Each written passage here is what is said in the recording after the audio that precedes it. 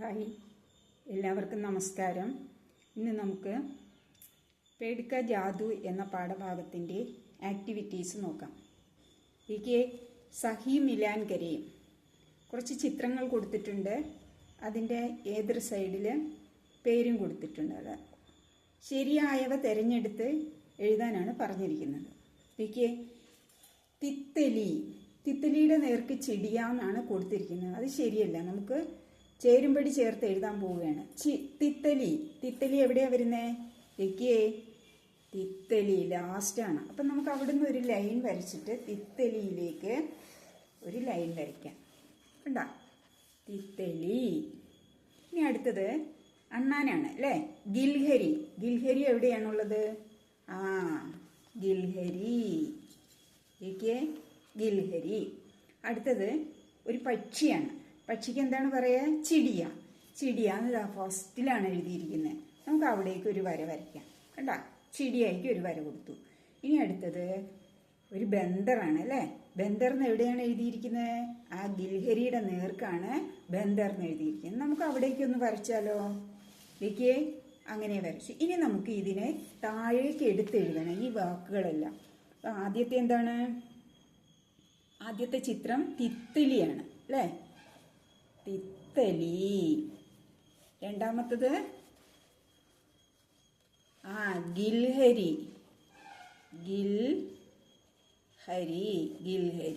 അതും നമ്മൾ എഴുതി. അടുത്തത് ചിടിയ.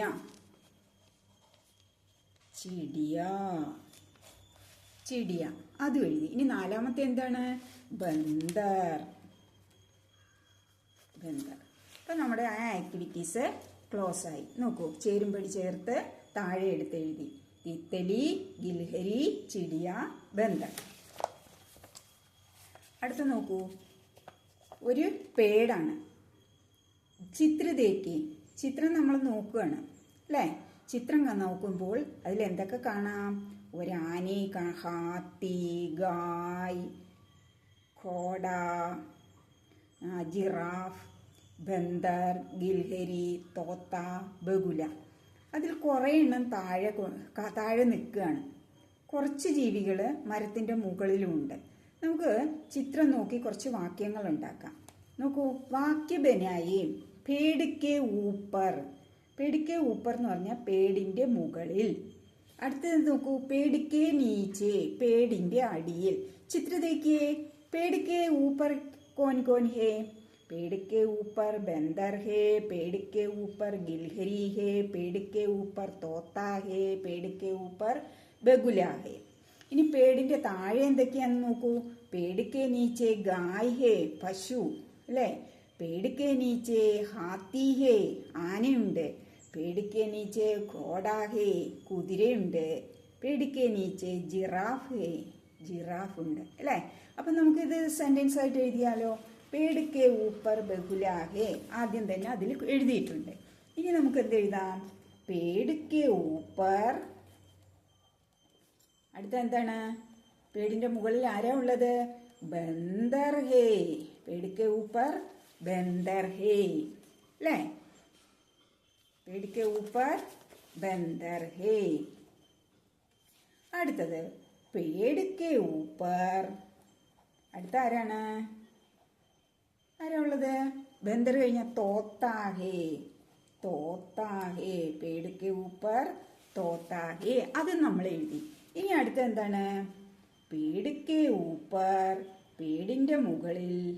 ബന്ദർ കഴിഞ്ഞ് തോത്ത കഴിഞ്ഞു. ഇനി എന്താണ്? ഗിൽഹരി ഹേ. ഹേ, പേടിക്കെ ഊപ്പർ ഗിൽഹരി ഹേ. ഇനി ഒരാളും കൂടെ ഉണ്ടല്ലോ. തോത്ത, ബന്ദർ, ഗിൽഹരി, ബഗുല. അപ്പൊ 4 എണ്ണമായി അല്ലേ? പേടിക്കെ ഊപ്പർ ബഗുല ഹേ, പേടിക്കെ ഊപ്പർ ബന്ദർ ഹേ, പേടിക്കെ ഊപ്പർ തോത്ത ഹേ, പേടിക്കെ ഊപ്പർ ഗിൽഹരി ഹേ. ഇനി നമുക്ക് അടുത്ത കോളം നോക്കിയാലോ? പേടിക്കെ നീച്ചെ, പേടിന്റെ താഴെ. പേടിക്കെ നീച്ചെ ഗായ് ഹേ, പേടിന്റെ താഴെ ഒരു പശുവുണ്ട്. അടുത്ത് നോക്കൂ, പേടിക്കെ നീച്ചെ. അടുത്ത ആരാണ്? കോൻ ഹേ? ഘോഡ ഹേ, ഘോഡ. ഒരു കുതിരയുണ്ട് അല്ലേ? ഇനി അടുത്ത് നോക്കൂ, പേടിക്കെ നീച്ചേ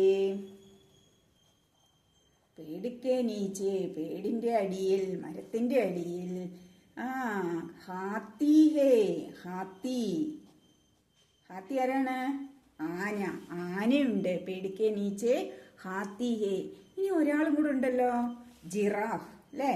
പേടിക്കെ നീച്ചെ ജിറാഫ്. ജിറാഫ് ഹേ. പേടിക്കെ നീച്ചെ ജിറാഫ് ഹേ. അപ്പൊ നമ്മളിവിടെ പഠിച്ചത് എന്താണ്? ഊപ്പർ നീച്ചെ, മുകളിൽ താഴെ എന്നുള്ള ആ ഒരു വാക്കാണ് നമ്മൾ പഠിച്ചത്. മുകളിന്റെ ഓപ്പോസിറ്റ് ആണ് താഴെ. ഊപ്പർ നീച്ചെ. ഒരു മരത്തിന്റെ മുകളിൽ മരത്തിന്റെ ചിത്രം തന്നിട്ട് കുറേ ജീവജാലങ്ങളെ താഴെയും കൊടുത്തിട്ടുണ്ട്, കുറേ ജീവജാലങ്ങളെ മുകളിലും കൊടുത്തിട്ടുണ്ട് അല്ലേ? അപ്പം നമ്മൾ മരത്തിന്റെ മുകളിലുള്ളവരാരൊക്കെയാണ്, മരത്തിന്റെ താഴെയുള്ളവരാരൊക്കെയാണ് എന്ന് നമ്മൾ പഠിച്ചു കഴിഞ്ഞില്ലേ അല്ലേ? ബന്ദർ, തോത്ത, ഗിൽഹരി, ബഹുല ഇവയെല്ലാം പേടിന്റെ മുകളിലും, പിന്നെ ഗായ്, ഘോഡ, ഹാത്തി, ജിറാഫ് ഇവയെല്ലാം പേടിന്റെ താഴെയുമാണ് അല്ലേ? ഇത്രയും പഠിച്ചില്ലേ? ഇത് നിങ്ങൾ നീച്ചെ ഊപ്പർ എന്നുള്ള പ്രയോഗം നന്നായി മനസ്സിലാക്കി വെക്കുക. ഇനി നമുക്ക് അടുത്ത വീഡിയോയിൽ കാണാം. Thank you.